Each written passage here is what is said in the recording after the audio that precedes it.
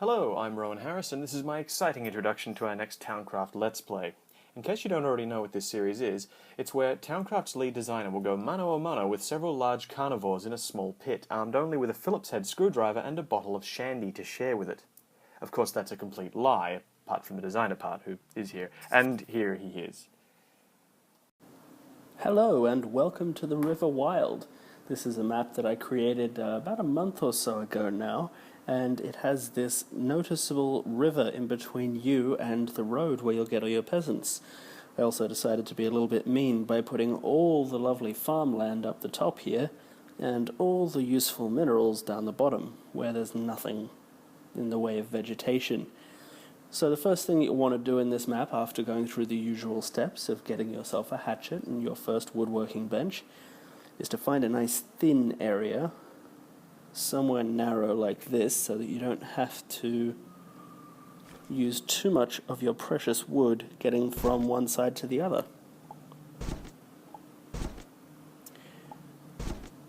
So it's just dragging and dropping wooden planks, which you can make on a woodworking bench to make bridges happen.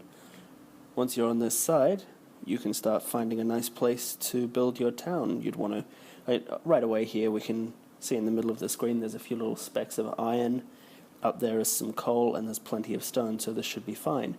Over here we've got plenty of lumber, a bit of blank space here we can use for a farm, and over here we also have birds' nests and beehives, which are going to be necessary for us to grab enough resources to make a beehive box. Beehive boxes are something you can place in the world that will continue to give you an unlimited supply of wax and honeycomb, although it does take time for it to grow. And the other one is a birdhouse.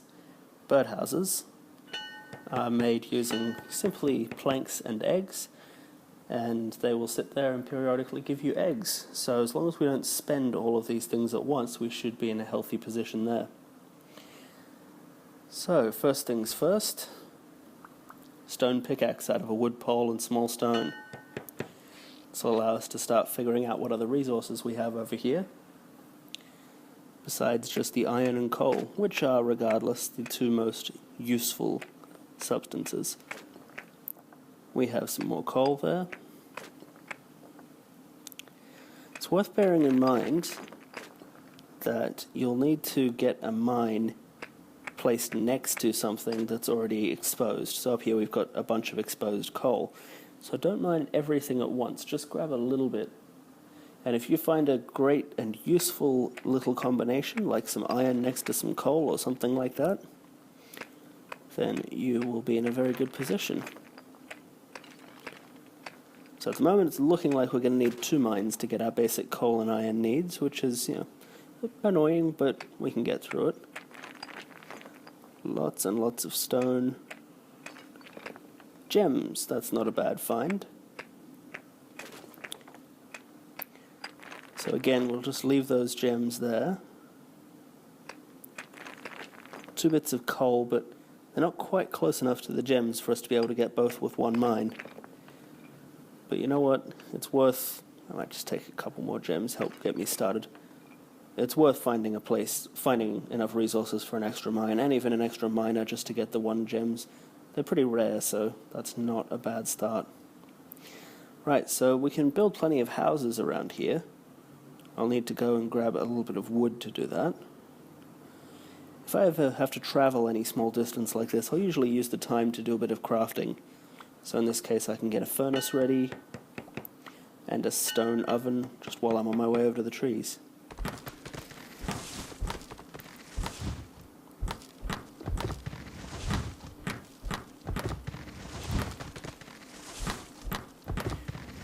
One other thing I can do over here to make my fields a little more fertile is I can build farms on top of the grassland. They'll create fenced off areas with properly tilled dirt, and anything you plant on an actual farm is going to grow a hell of a lot faster than if you just put it on regular grass.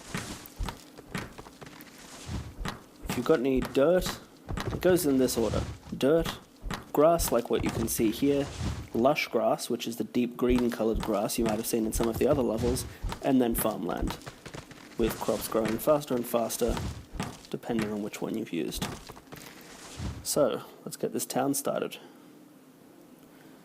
I'm going to place my town stockpile somewhere near the road.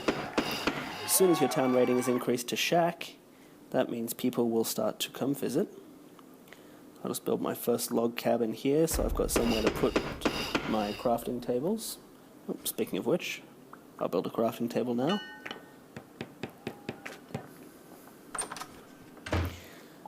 I usually like to put my furnace and crafting table in the first building. And furnace, straight away, I just get a bit of everything. Because that should allow me to get round wood, iron bands, and wooden planks, which will give me barrels. Barrels are useful for brewing things, but since we're a little ways off that yet, we can just split them into multiple buckets. 6 buckets is not a bad start. And I might as well build myself a second log cabin. They always have to be 2 by 2. Into which can go my stone oven. There's another increase, which is nice, and my barrel. So, what else can we do? We had someone ask us a little while ago how to build a shop out of an existing building. So to do that's actually not that tricky. First thing you'll need is a counter, which is wooden planks and iron tool bits. Make a couple of those. Now if you wanted to turn this into a bar, for instance, what you would do is grab some sand. Now those little sand dunes, like the one you can see here, you just walk up to them with a bucket and you can get sand, that's not a problem. But another way of doing it, this was actually only added fairly recently, is this little fellow in the bottom right hand corner. It's a quarry. It needs a shovel and some planks. We've already got planks. So to make a shovel, we go wooden poles and iron sheets. Got the shovel. We've now got room for a quarry. Put the quarry down. Town rating is still going on fire. And we can use that for an unlimited supply of sand. And the sand, as many of you might be familiar, can be turned into glass mugs out of fuel. To refuel a furnace, you can either drag coal onto it, like so, or just tap on it, and if you've got coal, it'll just work right away. So I get some glass panes going, some glass mugs, and relatively simple, wooden counter plus glass mugs is a bar. We need 2 more mugs for this to work. We of course get our empty buckets back. Head back to the furnace. That'll be as many as we need, and I'll spend the rest on glass panes, which I can use to make lanterns and windows. Now, going back over the water, let's start getting at some of the wax and eggs and honey. The wax will be useful in getting a candle, which will get us our first mine. And while we're on the way, wooden counter, glass mugs, bar. Now in some of these later levels, I've tried to be a little bit tricky with what resources are actually available to you. So you might notice that there are no raw crops hanging around, it's just stone and wood. This is intentional. What I've done is with these maps, I've changed it so that the quests that you get given by people will give you small amounts of the very first crops that you're going to need. So if I'm going to make a shop, for instance, I'm first going to need a set of scales to mix with a counter. I'll just take a shortcut down here. So you get a counter, craft it with a set of scales, and there's your shop counter. It's fairly straightforward. You just place that in a shop and you are good to go.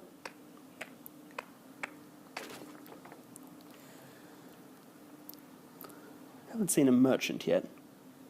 Hopefully I'll see one soon. So, wax, which we turn into candles. Just a couple of them's fine. Then if we run in here to our crafting table and mix a candle with some glass panes and short iron poles, and there's our lantern. We can get a couple of those right off the bat. Ooh, a quest. If you just tap on a peasant who's walking, he'll stop to wait for you. Can he pay me to make him a gold necklace? Tough one. Tough one. I don't have any gold, so I'm just going to leave that quest for now. I'm sure there is gold around, but I'd rather pick a quest I know I can work on right away. Let's see what this other peasant has. 2 blouses. That is another tall order. Blouses require me to have cotton, which I do not have. These little cacti that are around the place are new as well. We've only just added those. They're only found in this map at the moment. But if you have buckets, they act as a great way to get some water early on. Of course, we can always just build a well using a bucket, some long wooden poles, and some stone. And just remember that anything in the build menu, you can find out very easily what it takes to build it simply by taking a look. So to finish off, oh hello, gold quest. These are one of the ones you need to do to actually complete the mission. 2 strong round tables and he'll pay me in pumpkins. That sounds delicious. Strong round tables, okay. So in order to do this, what am I going to need? Long iron poles I've got, round wood I've got, I just need some more iron bands.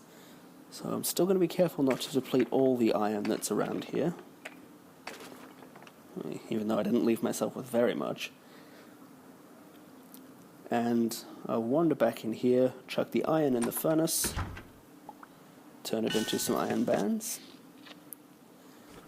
Then use the round wood, long iron poles, and the iron bands.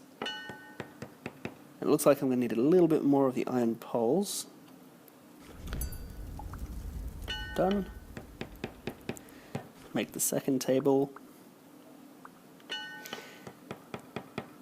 And to complete any mission where someone's simply asking you for something like that, all you need to do is go and drop the items off in your town stockpile.